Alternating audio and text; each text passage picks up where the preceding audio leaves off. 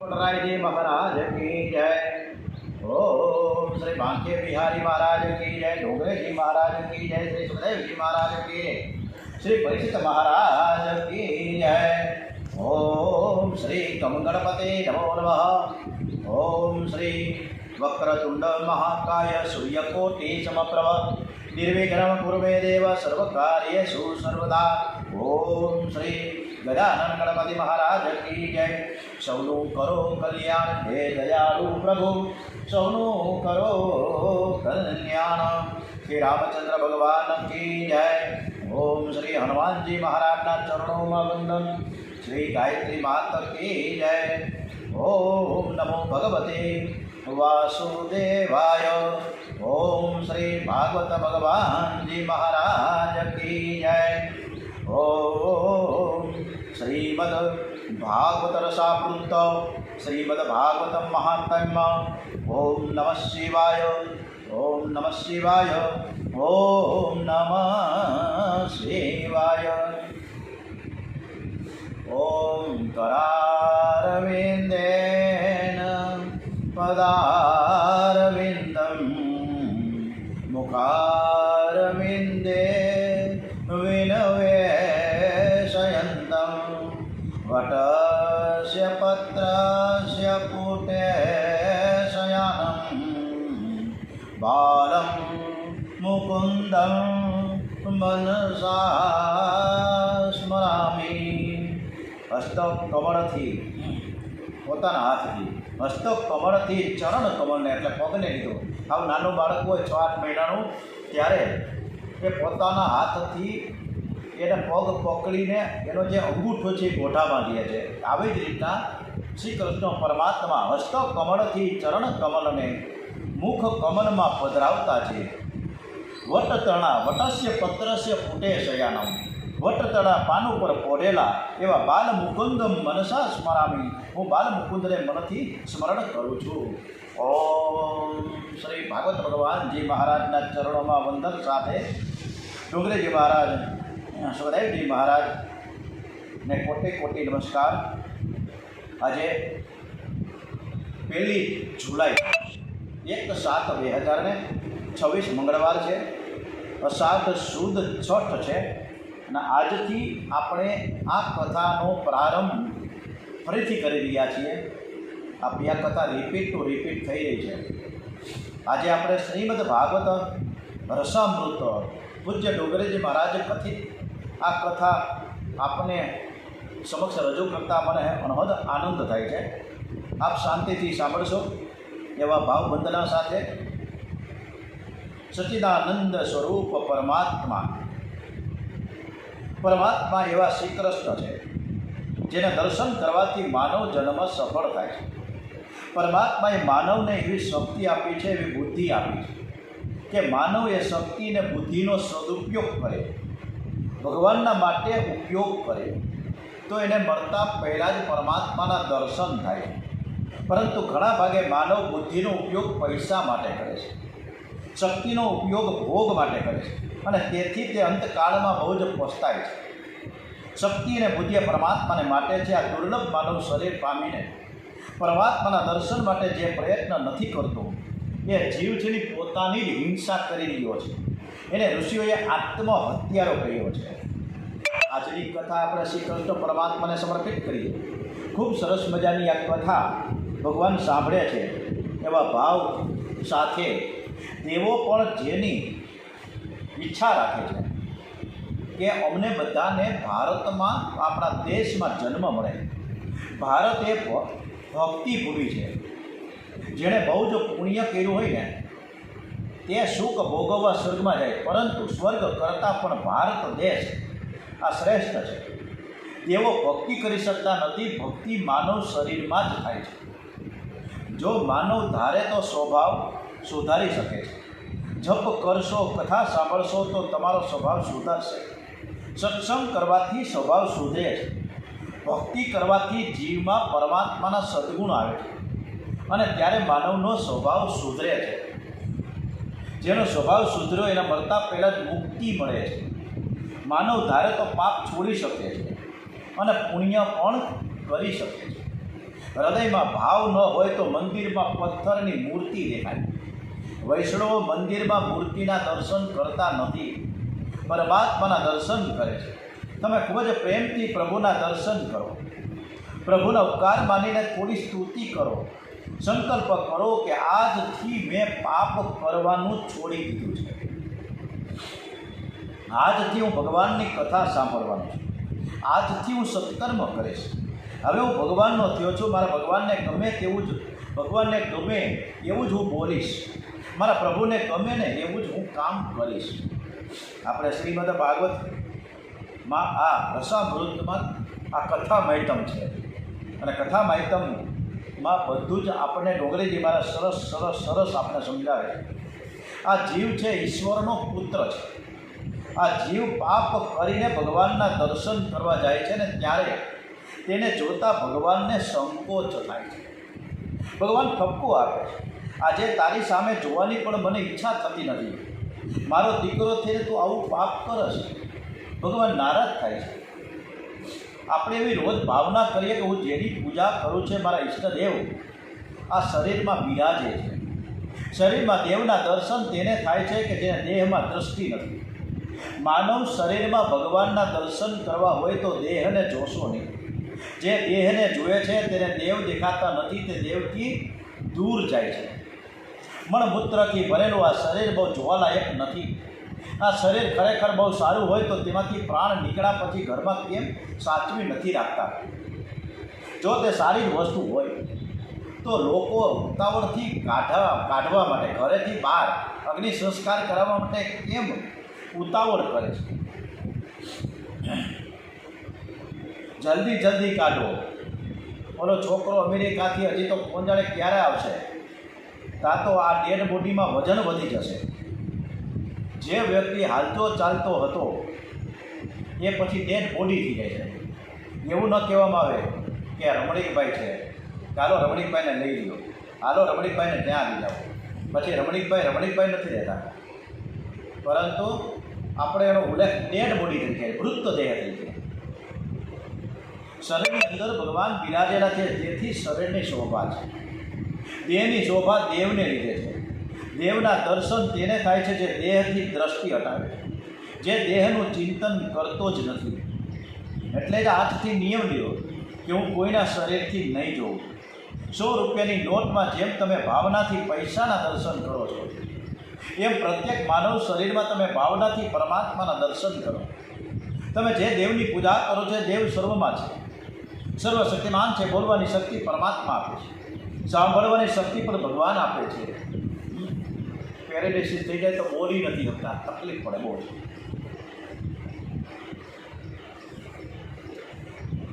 જેના પ્રકાશથી વાણી બોલે છે, કાન સાંભળે છે, તે પરમાત્મા આપણી અંદર છે, તે પ્રકાશમય છે.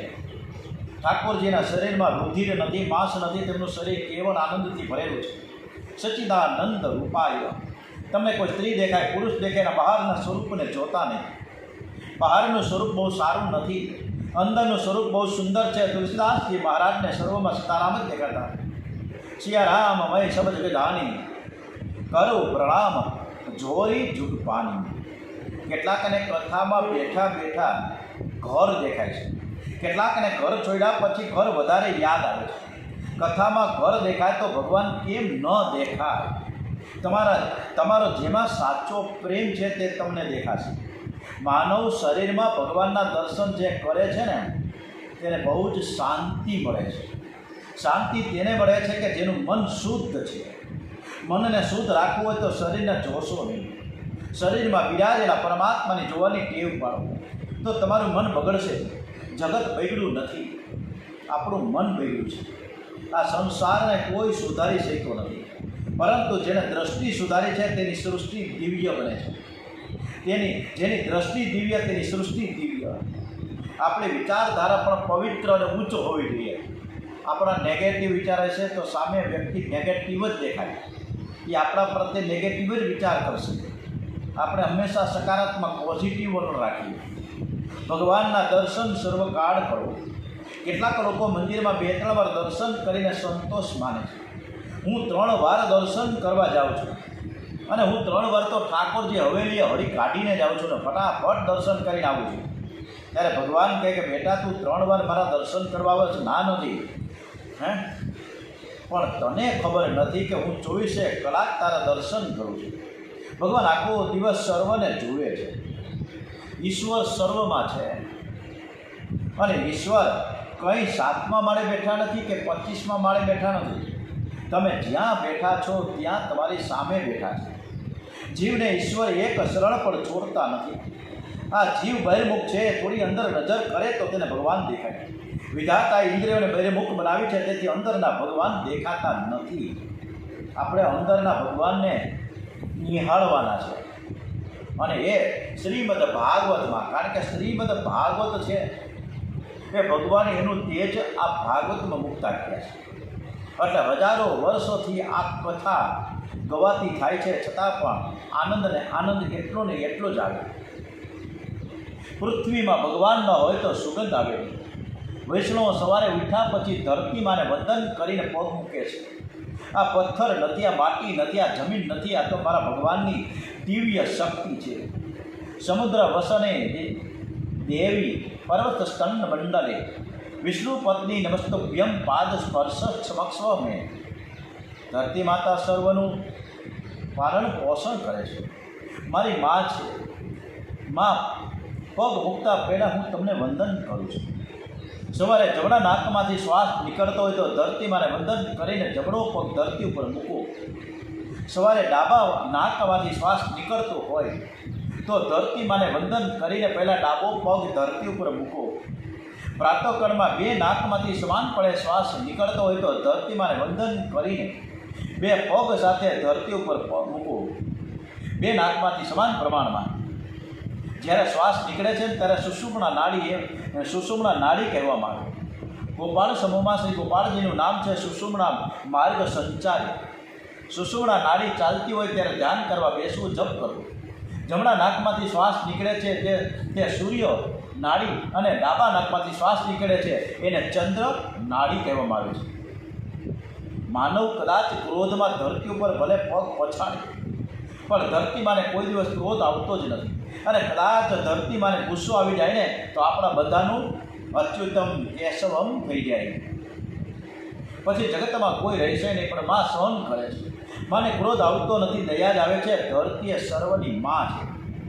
આપણા ગુજરાતમાં જેમ શિવાજી દ્વારિકાનાથ બિરાજેલા છે, તેમ દક્ષિણ ભારતમાં શ્રી બાલાજી મહારાજ પણ બિરાજેલા છે. વેંકટેશ બાલાજી સ્વરૂપનું સ્વરૂપ છે એની દ્વારિકાનાથ જેવું છે. હાથમાં છે શંખ, ચક્ર, ગદા, પદ્મ છે. બાલાજી મહારાજનું સ્વરૂપ અતિ દિવ્ય છે. એમનું નામ છે ત્રિપતિ બાલાજી. શ્રીદેવી, લીલાદેવી અને ભૂદેવી આ 3 દેવીના પતિ એટલે કે સ્વામી છે. તેથી તેનું નામ પડ્યું છે ત્રિપતિ. ત્રિપતિ શબ્દનો અપભ્રંશ લોકોએ કર્યો અને તિરુપતિ થયું. આ પૃથ્વીના પતિ પરમાત્મા શ્રી કૃષ્ણ છે. જળમાં સ્વરૂપે રસ રૂપે પરમાત્માની સત્તા વિલસે છે. તેથી તો પાણી પીવાથી બહુ જ શાંતિ મળે છે. કોઈ માણસને બહુ તરસ લાગી હોય ને તમે તેને 1000-2000 રૂપિયા આપો તેથી તેને શાંતિ નહીં મળે. એ કહે છે કે થોડું તમે જળ આપો. પાણી મળે તો જ તરસ છીપે છે. પાણીમાં જે મીઠાશ છે તે પરમાત્મા શ્રી કૃષ્ણનું એક સ્વરૂપ છે. મહેંદીમાં આંખને લાલાશ દેખાતી નથી, પણ એના કણે કણમાં લાલાશ પડેલી છે. એમ જગતના અણુમાં પરમાત્મા બિરાજમાન છે. તમે સર્વમાં ભગવાનના દર્શન કરવાની ટેવ પાડશો ને તો એક દિવસ તમે તમારી અંદર બિરાજેલા પરમાત્માના દર્શન કરી શકશો. તમારી અંદર ભગવાન છે, તમારો આનંદ તમારી પાસે જ છે. પરમાત્માના દર્શન સર્વત્ર કરવાની ટેવ પાડો. તમારી દ્રષ્ટિ દિવ્ય થશે તો તમારા અંદર બિરાજેલા દેવ તમને દેખાશે. અરે સર્વમાં પરમાત્મા છે તો મારી અંદર કોણ છે? દેહાભિમાને ગલિતે વિજ્ઞાતે પ્રતિજ્ઞા પ્રત્યેગાત્મન યત્ર યત્ર મનોયાતિ તત્ર તત્ર સમાધય. ગોપી બાલકૃષ્ણ લાલના દર્શન કરવા જશોદામાને ઘેર જાય છે, પણ પ્રેમ વધવારાઈ ગયો. એની નજર જ્યાં જ્યાં જાય ત્યાં ત્યાં શ્રી કૃષ્ણ દેખાય છે. ભગવાનમાં ગોપીઓ દેહભાન ભૂલી જાય છે ત્યારે ગોપીને પોતાની અંદર કૃષ્ણ દેખાય છે.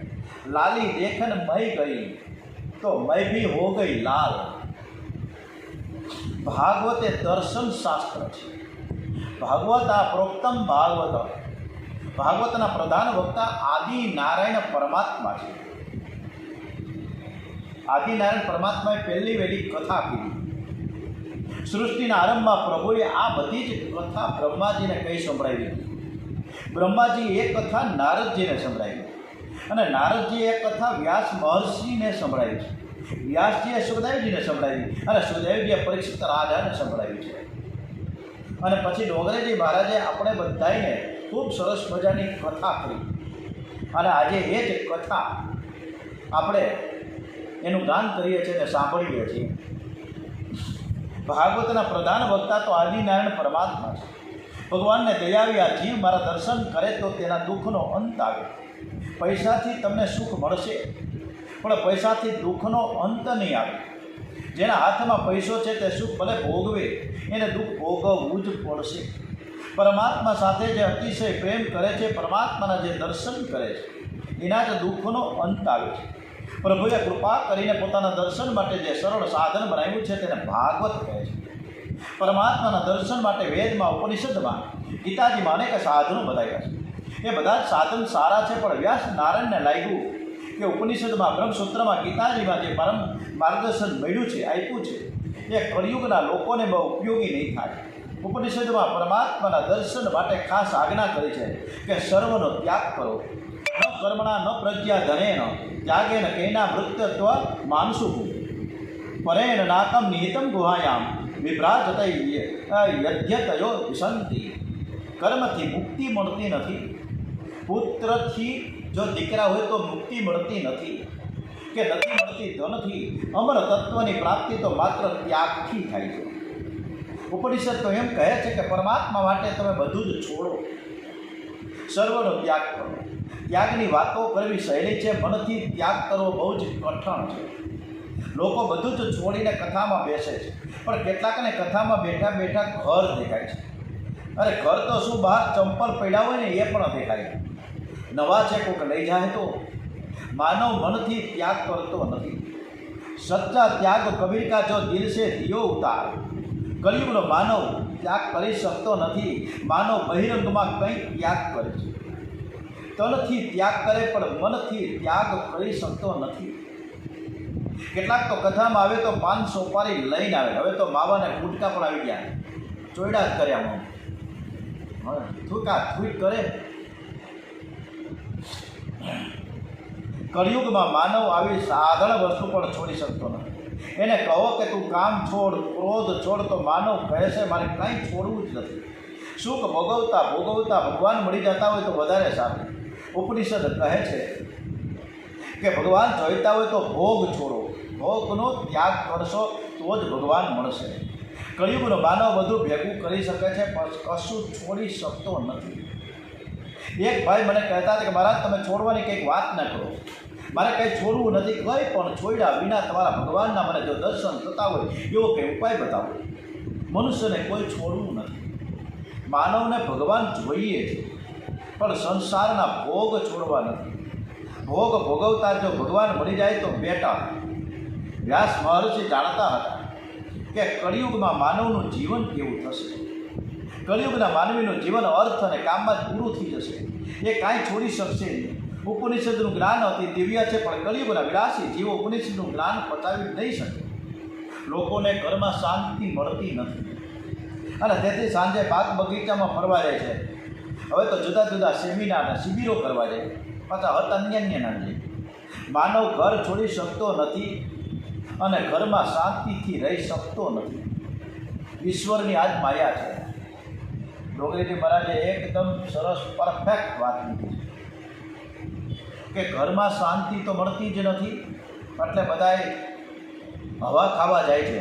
હમણાં તો સાપુતારા નીકળી પડે બધાએ ડાંગ જિલ્લામાં. ન્યાય આમ તો શાંતિ મળતી નથી. પાછો હવે તો અતિની થઈ જાય પરિસ્થિતિ. આ બધી ઈશ્વરની માયા છે. વ્યાસજીએ તેથી બહુ વિચાર કરીને ભાગવત શાસ્ત્રની રચના કરી. પ્રકાશિત કોપી નવીન માર્ગ દિવ્ય માર્ગદર્શન આ ગ્રંથમાં આપવામાં આવ્યું છે. ભગવાન માટે ઘર છોડવું જ જોઈએ એવું નથી. પ્રહલાદજીએ મીરાએ ક્યાં ઘર છોડ્યું હતું? એણે ઘરમાં જ રહીને ભગવાનના દર્શન કર્યા છે. પ્રભુએ તમને જે ઘર આપ્યું છે તે છોડવાની જરૂર નથી. જંગલમાં જવાથી આનંદ મળે છે એવું નથી. કેટલાક એવા હોય છે કે એક ઘર છોડે છે અને બીજે તેને બીજું ઘર બાંધવાની ઈચ્છા થાય છે. એક ઘરની મમતા છોડી બીજા ઘરની મમતા રાખી, તેથી શું મળ્યું? તમે ઘરમાં રહો છો તે સારું છે, ખોટું નથી, પણ ઘરમાં વિવેકથી રહેજો, ઘરમાં સાવધાન થઈને રહેજો. ભાગવતમાં એવું દિવ્ય માર્ગદર્શન આપ્યું છે કે ઘર ભલે તમે ન છોડો, પણ ઘર પરમાત્માનું છે એવી ભાવના તો તમે કરી શકો ને. ઘરમાં રહેવાથી પાપ થતું નથી, પણ જે એવું સમજે છે કે હું ઘરનો માલિક હું છું અને ઘર મારું છે, તે ઘરનો માલિક થઈને રહે છે, તે પાપ કરે છે. કથા સાંભળે, સત્સંગ કરે તો વિવેક જાગે. આ ઘર ભગવાનનું છે, મારું કંઈ નથી. ઘરમાં સેવક થઈને રહો. જે કંઈ છે તે બધું ભગવાનનું છે. પ્રભુએ કૃપા કરીને મને આપ્યું છે, આ બધું ભગવાનનું છે એવું માનીને કૃષ્ણ અર્પણ વૃત્તિથી વિવેકથી ભોગવું, વિવેકથી વ્યવહાર કરવો. તમારો પ્રત્યેક વ્યવહાર ભક્તિમય બનાવો. ગોપીએ જગતને બતાવ્યું છે કે ઘરમાં રહીને પણ ભગવાનના દર્શન થઈ શકે. ગોપીઓને ઘરમાં પરમાત્માનો સાક્ષાત્કાર થયો છે. ઘરમાં રહેવું એ પાપ નથી, પણ ઘરને મનમાં રાખવું એ પાપ છે. ઘરમાં રહેજો પણ વિવેકથી રહેજો. મારું અસલી ઘર જુદું જ છે એવું માનીને રહેજો. ઘરને પ્રભુનું મંદિર બનાવો. માલિક થઈને ઉપભોગ કરશો નહીં, સેવક થઈને ઉપયોગ કરજો. આ શરીરને વિવેકથી થોડું સુખ આપો, બાકી સુખ આપશો નહીં. આ શરીરને બહુ સુખ મળે તો તન અને મન બેય બગડે છે. શરીરને આટલું જ સુખ આપજો જે સુખ ભોગવતા ભોગવતા ભગવાન ભૂલાય નહીં, ભક્તિ થાય. ઘરમાં જે કાંઈ છે તેના માલિક પરમાત્મા છે. આ ઘર મારું નથી, ઘર ભગવાનનું છે. આનો હિસાબ મારે એક દિવસ ભગવાનને આપવો જ પડશે. ભગવાનને હિસાબ આપવાનો પવિત્ર દિવસ, એનું નામ છે મૃત્યુ. અને આપણો જે હિસાબ હોય સરવૈયો હોય આખા વર્ષનો, નાણાકીય વર્ષનો, અને એમાં કાંઈ ગોટાળા થાય તો પરસીઓ ઉડી જાય. કોઈ પણ માણસ વેપારી હોય ઇન્કમ ટેક્સવાળા આવી જાય ત્યારે હમણાં રેડ પડે. સમજ્યા? હમણાં છેલ્લે એક વખત પેલા વર્માજી કરીને કોઈ જજ છે, ત્યાં રેડ પડી. એટલે એને ત્યાં લાખો કરોડો રૂપિયા મળ્યા. જે હોય એને મુબારક છે, બરાબર, એમાં આપણે બહુ પડવું નથી.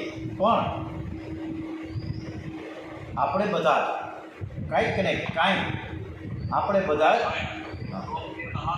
હાજી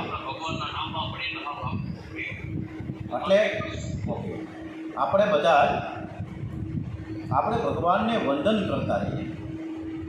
ઇન્કમ ટેક્સવાળા આવે અને જે ગભરામણ થાય અને જ્યારે મૃત્યુ થાય અને છેલ્લો આપણો જે મરણનો દિવસ આવે અને ઠાકોરજીને જ્યારે હિસાબ આપવાનો પ્રસંગ આવે ત્યારે આપણને જે ગભરામણ થાય છે એવી ગભરામણ ક્યારેય થતી નથી.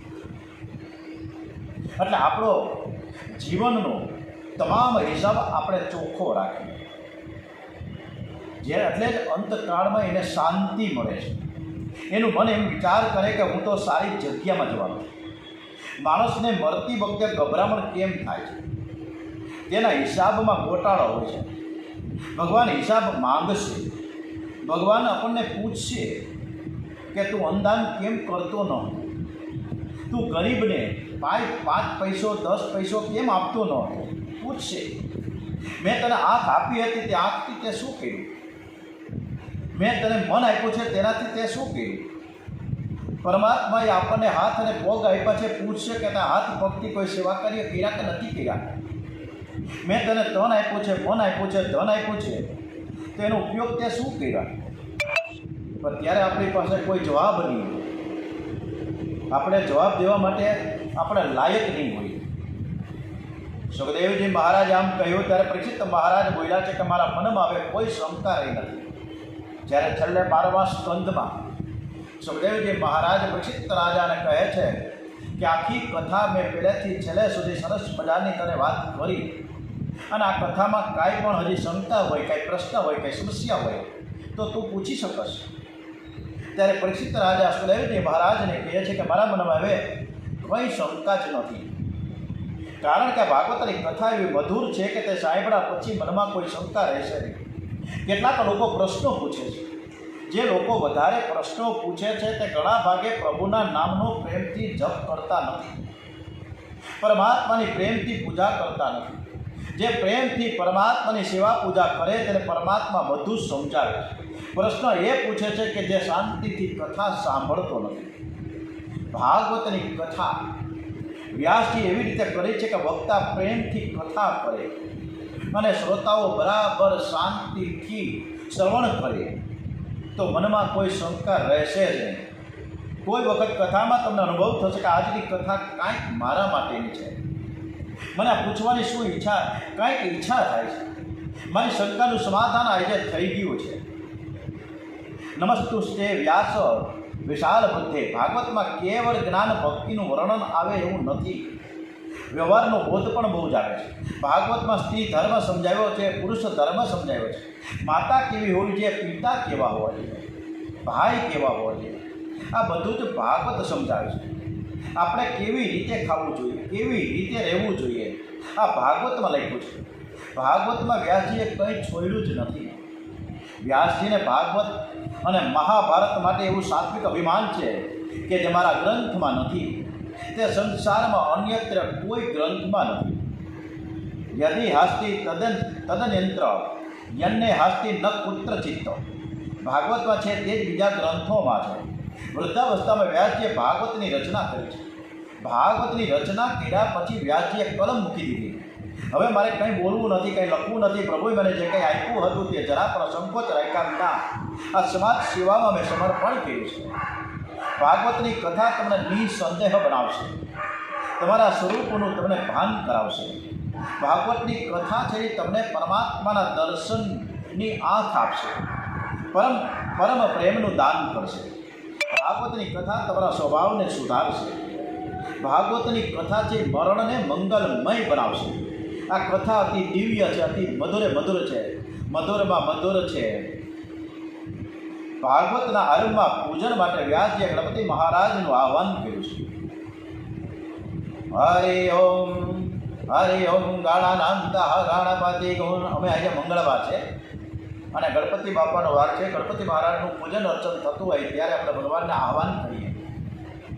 હરિ ઓમ ગણાનાંતઃ ગણપતિ ગુણ અવામહે, પ્રિયાણાંતઃ પ્રિયપતિ ગુણ અવામહે,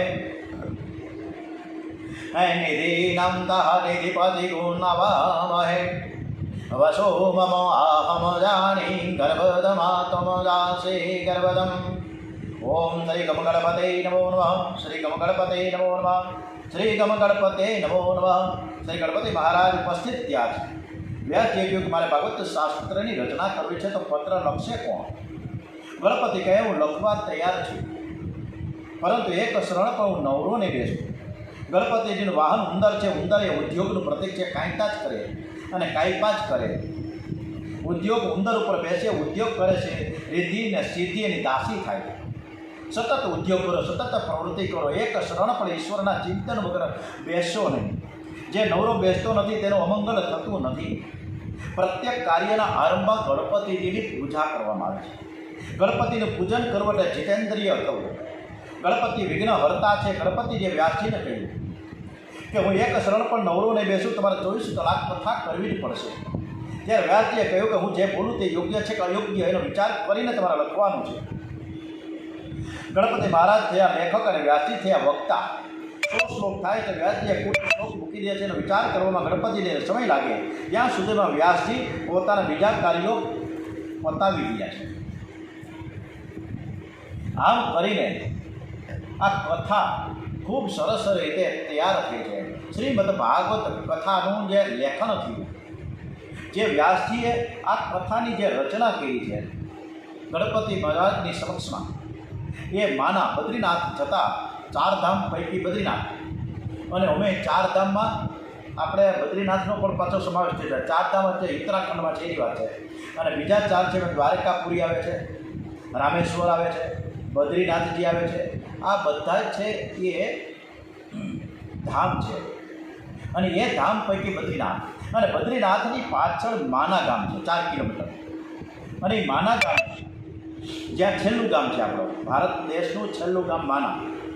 અને ત્યાં ભીમસેને જ્યારે કૌરવોને સાથે યુદ્ધ કરી હસ્તિનાપુરના રાજા થયા અને છેલ્લે જ્યારે વિદાય થઈ, પાંડવોએ જ્યારે વિદાય લીધી ને ત્યારે હિમાલય તરફ જ્યારે પ્રયાણ કર્યું ને ત્યારે એ માના ગામે આવ્યા હતા અને ભીમસેને ત્યાં સરસ્વતી નદીના પટમાં આવીને આ પોલા કાંઠે જવાનું હતું એટલે મોટો બધો પથ્થરને એક પાટું માર્યું ને તો આખો પથ્થર બ્રિજ બની ગયો, પુલ બની ગયો.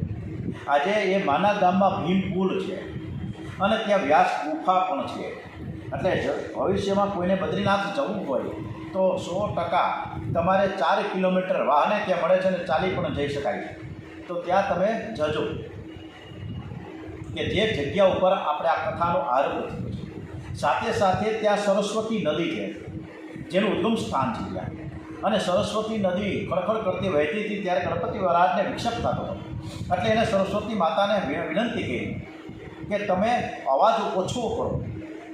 વ્યાસજી અહીંયા મને કથા લખાવે છે, હું સાંભળું છું, પણ તમારા અવાજથી હું બરોબર શબ્દો મને પકડાતા નથી, એટલે તમે શાંત રહ્યો, થોડોક અવાજ ઓછો કરો. પણ સરસ્વતી માતાએ ધ્યાન ન આપ્યું એટલે એને ઠપકો આપ્યો કે તમે લુપ્ત થઈ જશો. એટલે સરસ્વતી માતાના દર્શન કરવા હોય તો માના ગામે જઈને સાક્ષાત સરસ્વતીજીના આપણે દર્શન કરી શકીએ. પછી ભૂગર્ભમાં જતા રહ્યા છે, ખબર નથી ક્યાં છે. હવે કથાનો આરંભ થાય છે. અનેક પુરાણોમાં મહાત્મની કથા આવે છે. પદમ પુરાણમાં હવે ભાગવત મહાત્મનો આરંભ થાય છે. સચ્ચિદાનંદ રૂપાય શ્રી કૃષ્ણાય વયમ નમઃ. કથાના આરંભમાં શ્રી કૃષ્ણના ચરણમાં વંદન કરે છે. વંદન તો એ કરે છે કે જેને ભગવાનના ચરણના દર્શન થાય. દર્શન પછી વંદન થાય. વંદન એ કેવળ શરીરની ક્રિયા નથી, હૃદયનો એક ભાવ છે. જે ભાવથી ભગવાનના દર્શન કરે છે. આજે મારા ભાગ્યનો ઉદય થઈ ગયો છે કે આજે આપણે બધા જ સરસ રીતે કથા સાંભળવા માટે પ્રેરિત થયા છે. સવારે 8 થી 9 અમારે ક્યાં કોઈને નકર ટાઈમ હોય તો આપણે બધા જ ભાગ્યનો આપણી પાસે એક ઉદય થયો છે એવું મને લાગે છે, તમને લાગે છે. તો જ આપણે કથા સાંભળી શકીએ છીએ. પ્રભુએ મને કથાનું શ્રવણ કરવાની બધી જ અનુકૂળતા કરી આપી છે. પરમાત્માના ઉપકારનું સ્મરણ કરતાં જેનું હૃદય પીગળે એને જ ભગવાનના દર્શન થાય. દર્શન થયા પછી વંદન થાય. કોઈ પણ કાર્ય કરતાં પહેલાં ભગવાનના ચરણમાં વંદન કરો. વંદન કરનારને પરમાત્મા શક્તિ અને બુદ્ધિ આપે છે. હુકમ કરોતિ વાચાલમ પંગુમ લંઘયતે ગિરિમ યત કૃપા તમઃ વંદે પરમાનંદમ માધવમ. કોઈ પણ માણસ ભક્તિ કરવા માટે દ્રઢ વિશ્વાસ હશે તો કદાચ એ લોલા લંગડા હશે, બોલતા નહીં હોય, એમ છતાં પણ એ ભગવાનને પામી શકશે. ઘરમાં આવ્યા પછી પણ પ્રથમ ભગવાનના દર્શન કરો. તમે આટલું કરશો તો પણ ધીરે ધીરે ભક્તિ વધશે. કોઈ પણ કામ કરો તે ભગવાનને કહીને કરો. કેટલાક વૈષ્ણવ બહાર જતાં ભગવાનને વિનવે છે કે તમારા વગર મને ગમતું નથી. તમે એક સ્વરૂપે ઘરમાં બિરાજો અને બીજા સ્વરૂપે તમે અમારી સાથે આવો. ભક્ત અને ભગવાન સાથે જ રહે છે. શ્રી કૃષ્ણ ભયમ નમઃ.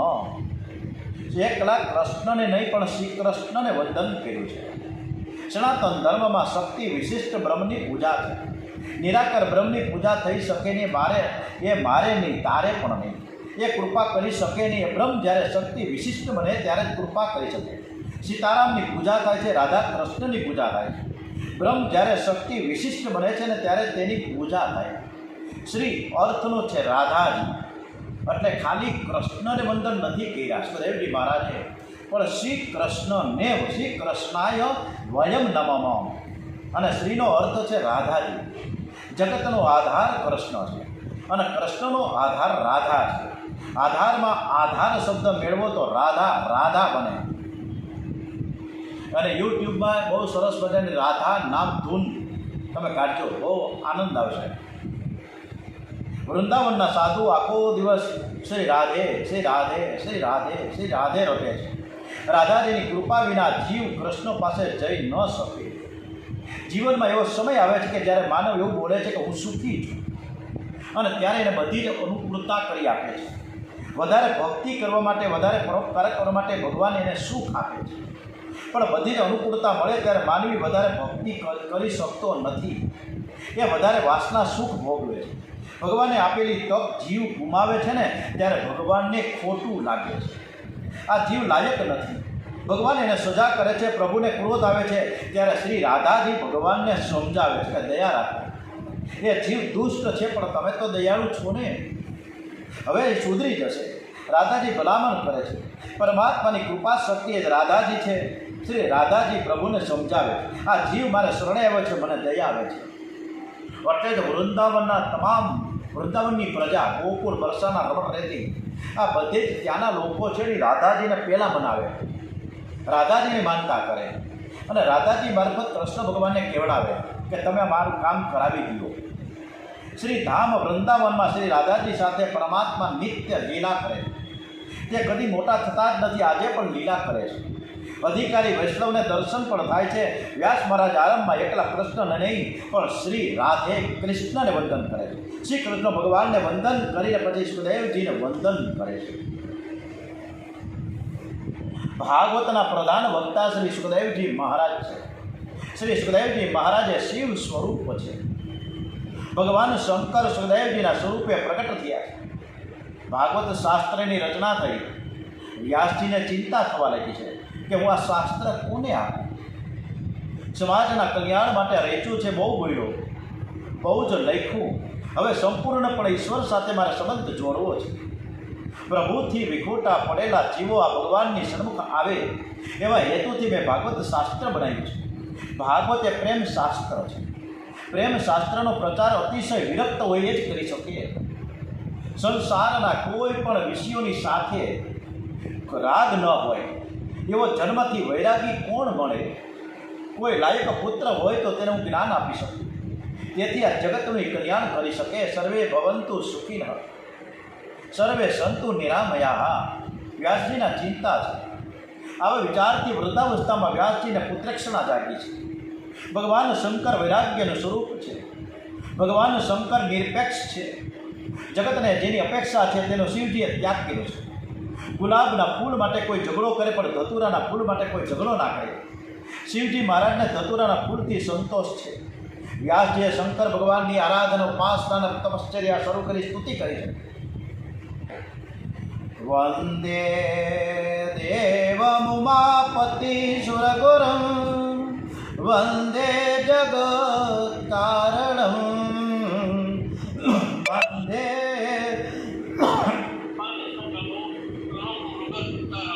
વંદે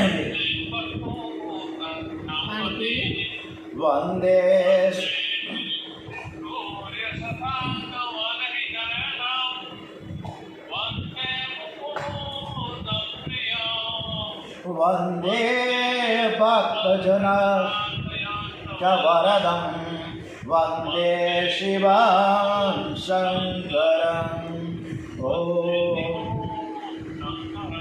ઓમ નમઃ શિવાય, ઓમ નમઃ શિવાય, ઓમ નમઃ શિવાય, ઓમ નમઃ શિવાય, ઓમ નમઃ શિવાય. શિવજી મહારાજ પ્રસન્ન થયા છે. વ્યાસજીએ માંગ્યું, સમાધિમાં જે આનંદ આપ ભોગવો છે એ આનંદ જગતને આપવા માટે આપ મારા ઘેર પુત્ર રૂપે તમે પધારો.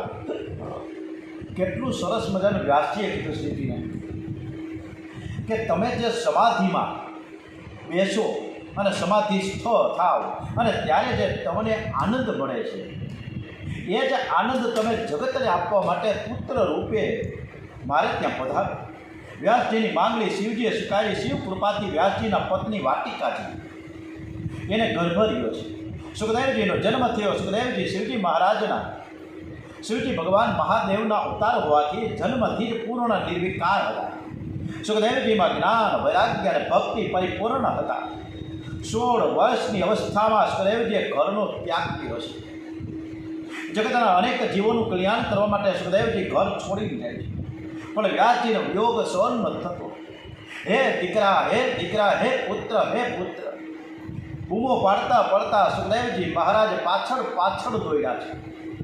વૃક્ષો દ્વારા સુખદેવજી જવાબ આપે છે પિતાજીને, મહારાજ તમે તો જ્ઞાની છો અને પુત્રની પાછળ કેમ પડ્યા છો? જ્ઞાની તો એ કહેવાય કે જે પરમાત્માની પાછળ પડે. આ જીવ અનેકવાર પિતા થયો છે, અનેકવાર પુત્ર થયો છે. એ સંબંધો તમે અગાઉના જોયા ક્યાં હતા? આ બધો વાસનાનો ખેલ છે. સુખદેવજી કહે પિતાજી મારી પાછળ તમે ના પડો, પરમાત્માની પાછળ પડો. સુખદેવજીએ વૃક્ષો દ્વારા બોધ આપ્યો છે કોણ પિતા અને કોણ પુત્ર. વાસના બાપ બનાવે છે અને વાસના જ બેટો બનાવે છે. એકવાર ગંગા કિનારે સુખદેવજી મહારાજે કથા કરીને ત્યારે વ્યાસજી કથામાં બેઠા છે. એમને કથામાં આનંદ આવ્યો. પછી તો સુખદેવજી મહારાજ આપણા ગુજરાતમાં શ્રી નર્મદાજીના કિનારે આવ્યા છે. આ નર્મદાના કિનારો એવો દિવ્ય છે કે એવો કોઈ દેવ નથી કે કોઈ ઋષિ નથી કે જેણે નર્મદાના કિનારે તપ ના કર્યું હોય. નર્મદા મૈયા છે ને એ શિવ કન્યા છે. શંકર ભગવાન એમના પિતા છે. આ પાણી નદી સાક્ષાત બ્રહ્મ વિદ્યા છે. નર્મદા મૈયાથી ભોગ આપે છે, મોક્ષ પણ આપે છે. નર્મદાના કિનારે સુખદેવજી મહારાજ બિરાજેલા છે. તે વ્યાસજીને કહ્યું, આ કિનારે હું બેસું છું, તમે સામે કિનારે બેસો. પિતાજી દૂરથી તમે મને જુઓ, પણ ધ્યાન મારા નારાયણનું કરો. પરમાત્માનું ધ્યાન કરવાની ટેવ પડે તો જ પાપ છૂટે છે. પાપ કરવાની આ જીવને અનેક જન્મની ટેવ પડી છે. ભક્તિ ન કરનાર પાપ કરે છે. સુખદેવજી મહારાજ પરમાત્માનું ધ્યાન કરતા કરતા પરમાત્મામાં મળી ગયા છે. પણ વ્યાસ નારાયણે કૃપા કરીને આપણા બધાના કલ્યાણ માટે આજે પણ બિરાજે છે. 7 ચિરંજીવોમાં વ્યાસ મહારાજની ગણતરી થાય છે. અસ્વસ્થામાં બલિવાસ્યૌ હનુમાષ્ટમ વિભીક્ષણ કૃપ પરશુરામ સ્વ સપ્તે તે તીવ્ર ચિરંજીવિન. આ 7 ચિરંજીવોમાંથી મોટા ભાગના નર્મદા કિનારે બેઠા છે. અસ્વસ્થામાં કૃપાચાર્ય વ્યાસજી બધા જ નર્મદા કિનારે બિરાજેલા છે. સુખદેવજીએ જતાં જતાં વ્યાસજીને બોધ આપ્યો. સુખદેવજીના ચરણમાં વ્યાસજી વારંવાર વંદન કરે છે. તમ સર્વભૂત હૃદયમ મુનિ માતસ્મી. ઓમ શ્રી ભાગવત ભગવાનજી મહારાજ કી જય. શ્રી કૃષ્ણ કનૈયાલાલ કી જય. ઓમ શ્રી ડુંગરેજી મહારાજ કી જય. ઓમ નમો ભગવતે વાસુદેવાય. ઓમ નમઃ પાર્વતી પતે. હર હર મહાદેવ. હર ભારત માતા કી જય.